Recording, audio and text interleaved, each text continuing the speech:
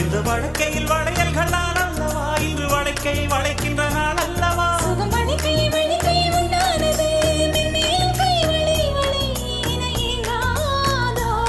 இது கண்ணங்களா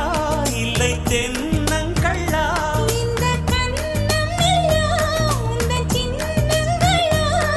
இங்கு நான் இருந்தேன் வெறுமே எழுத்தாக நீ வந்து சேர்ந்தாய் உயிரெழுத்தாக